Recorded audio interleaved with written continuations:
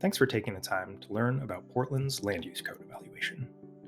The Land Use Code evaluation is a part of ReCode Portland, a multi-phased process focused on rewriting the city's land use code for the first time in more than 50 years. The overarching goals of the ReCode process are to create a new code that's user-friendly, advances the goals of Portland's plan, and enables the city to effectively address issues related to housing, design, preservation, conservation, the working waterfront, energy, and transportation. Phase 1 of the ReCode process was centered around an effort to reorganize the code into a modern, rational, user-friendly format, and to implement some key policies from Portland's plan, including provisions for accessory dwelling units, off-street parking flexibilities, and sign standards. Phase 1 of the process concluded in November 2020 with the adoption of a reformatted, restructured, and updated land use code. The Land Use Code evaluation represents the first major work product of Phase 2 of ReCode Portland. The work of Phase 2 will build upon the foundation established during Phase 1, expanding into significant substantive revisions to the content of the code to bring it into alignment with the city's priorities, including confronting the impacts of climate change, mitigating sea level rise, addressing issues of racial and social equity, and supporting a diverse and affordable supply of housing, among others. The evaluation explores the impacts of the city's current regulations on these key policy areas and presents a series of concepts, approaches, and recommendations targeted to ensure that the work of Phase 2 significantly advances the goals of Portland's plan and other city policy documents.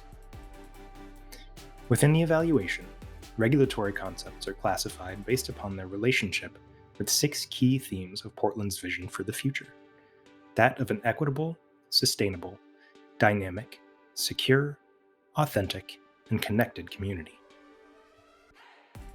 Where a specific recommendation addresses one or more of these themes, it is indicated as such within the document. Updating Portland's land use code is an unavoidably technical process by nature. Though the evaluation seeks to be intentional in connecting suggested concepts, approaches, and recommendations to established policies, the revisions themselves must respond to the nature and organization of the code as a regulatory document. As such, the evaluation structures its recommendations not by policy area, but by type of regulatory control, including uses and use standards, dimensional and design standards, zones, general development standards, parking, loading and access, landscape, nonconformities, and updates to the code structure. So, what does this all mean?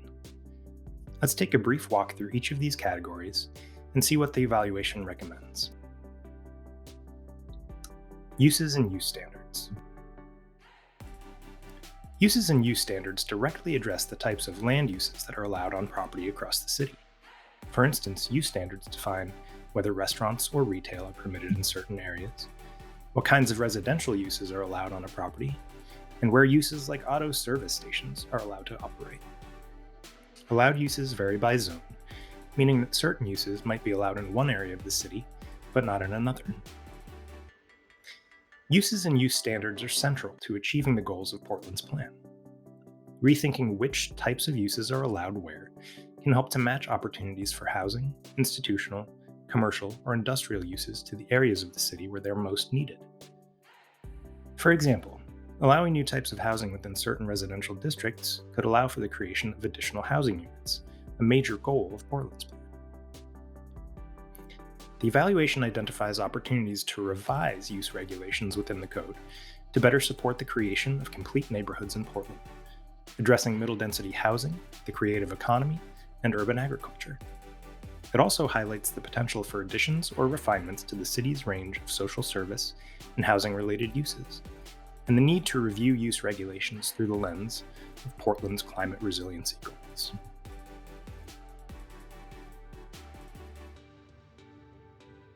Dimensional and design standards. At their most basic level, dimensional standards establish where on a property buildings may be located and how big they can be. For instance, dimensional standards may define how close to a property line a building can sit, how tall that building can be, and how much of the lot it's allowed to cover. Dimensional standards also establish minimum lot sizes for certain uses, which impact, for instance, how many residential units can be built on a site. Design standards work to augment dimensional standards by further defining how a building should relate to the public realm around it. For instance, design standards might require that a certain percentage of a building contain doors or windows that face the street. Portland's plan foregrounds concepts, such as promoting transit-oriented development and housing production, and updates to the code's dimensional standards can fundamentally affect whether these concepts can become a reality in Portland. The evaluation recommends adjusting dimensional standards to help achieve climate goals, like regulating impervious surface maximums more consistently, considering height and setbacks in the context of resiliency, and considering dimensional bonuses, for example, height or density, in cases where climate goals are met. The evaluation also recommends potential revisions to dimensional and design standards that can help to support housing creation and transit-oriented, walkable urban development in the city. Zones are the basic building blocks of the Land Use Code and the fundamental organizing element for how its regulations are applied. Each zone within the Land Use Code is created with a specific purpose and contains a set of regulations that address uses, dimensional standards, and other development standards to achieve that purpose. For instance, Portland's code includes a series of residential zones, mixed-use zones, island zones, industrial zones, and open space zones, among others. The city's zoning map identifies the specific geographic areas that are within each zone, effectively applying the regulations of the zone to real property in Portland. As one of the foundational aspects of the city's land use code, zones and zone-based regulations play a critical role in achieving the goals of Portland's plan. For instance, basic revisions to the city's residential zones could open opportunities for additional and more diverse housing creation across the city, moving Portland closer to its goals related to equity, security, and sustainability. Further, modifications to mixed-use zoning could help support transportation goals and encourage the creation of complete neighborhoods. The Land Use Code evaluation explores opportunities to refine, revise, and reorient the city's palette of zones to better align with the goals of Portland's plan. It takes perhaps the most critical look at the residential zones, with an eye toward implementing the city's goal of creating opportunities for a diverse range of housing options across the neighborhoods in the city. The evaluation also recommends adjustments to the city's mixed-use, industrial, and open space zones, identifying where zones may need to be revised to ensure they're achieving their purpose, where they might be consolidated with other zones, or where their elimination may be the best course of action.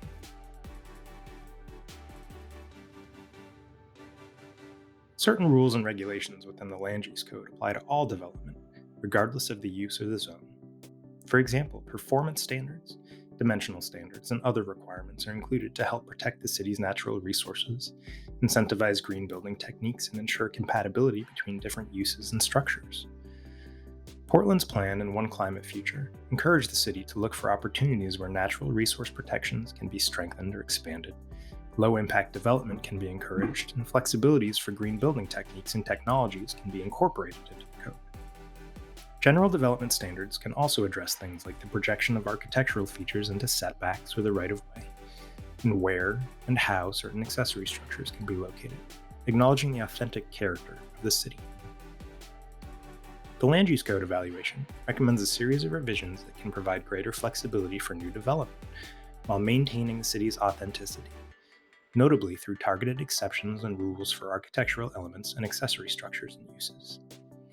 Additionally, the evaluation addresses issues of natural resource protections, green building, and green infrastructure, identifying where regulations could be expanded or new approaches could be considered. The off-street parking and loading requirements of the Land Use Code determine how much and where off-street parking and loading must be provided in association with any given land use in the city. Portland's plan and One Climate Future emphasize the goal of reimagining our built environment to support access to housing, employment, goods, and services without the need for an automobile. The code's off-street parking and loading regulations are central to this vision, as they directly relate to how much of our built environment is devoted to automobiles and their storage. Quite often, off-street parking can be the primary driver of site designs rather than factors such as walkability or the creation or preservation of open space. Modifying these regulations can have a profound impact on site development by providing the flexibility to use land for other purposes that address city goals, such as green infrastructure, public space, or additional housing. The evaluation builds upon recent changes to off-street parking regulations, with recommendations that encourage mode shift and improve the design and functionality of new off-street parking and loading areas where they're constructed. Recommendations also acknowledge the emergence of new technologies and encourage new development to accommodate the supportive infrastructure for advancements in electric and autonomous vehicles. Finally, the evaluation recommends refinements to the city's bicycle parking standards, helping to ensure that they continue to meet the functional needs of bicyclists in the city. Landscape provisions in the code require that all new development preserve or provide landscaped elements. These standards prevent the removal of certain trees and require that certain site features, such as mechanical equipment and off-street parking, be screened from view. They also require that certain incompatible land uses be buffered from residential areas, and that new street trees be planted as new development occurs. Existing landscape standards tend to focus predominantly on the aesthetics of the built environment and the softening of transitions between land uses. Both Portland's plan and One Climate Future emphasize the need to think more holistically about the benefits of natural areas and landscaping as they relate to the city's goals around climate, equity, and ecology. The evaluation recommends that a new unified landscape chapter be introduced into the land use code that would apply to all new development and be augmented to overtly prioritize and facilitate landscaping and landscape alternatives that further the city's goals. The Land Use Code establishes rules that govern how non-conforming lots, structures, and uses that don't comply with the current Land Use Code may be developed, occupied, or operated. Under these rules, non-conformities may continue so long as they aren't exacerbated, with the eventual goal of achieving compliance with the Land Use Code. While Portland's plan provides no specific direction on changes to non-conformities, it does encourage creative thinking around how existing development may be repurposed to account for changes in land use. Likewise, the plan identifies that zoning in many locations across the city is incongruous with the current built form and may need to be revised to achieve broader compliance. The evaluation recommends modest changes to the city's allowance for nonconformities to account for individual nonconforming characteristics of a site, provide additional flexibility for enlarging nonconforming structures, and encourage change over time. Prior to the adoption of ReCode Phase 1, Portland's land use code was lengthy, challenging to navigate, and redundant. This was largely due to its structure, which was organized primarily around individual zoning districts. Phase 1 of ReCode addressed many of these issues, restructuring the code thematically and introducing graphics and tables to help clarify the regulations. While the efforts of ReCode Phase 1 resulted in a code that is considerably more user-friendly, it was always understood that additional restructuring would occur as part of Phase 2, as content changes are expected to result in a more streamlined regulatory framework. The code evaluation acknowledges this and cites additional opportunities to make use of illustrations and matrices to depict regulations related to design standards, rules of measurement, dimensional requirements, and accessory site elements and structures. We encourage everyone to learn more about this important project by visiting us at www.recodeportland.me. There, you can review the land use code evaluation in detail by clicking at the top of the page or on the image of the report in the sidebar. You can review the document, learn more about specific recommendations, and explore connections between Portland's plan and the recommendations of the land use code evaluation.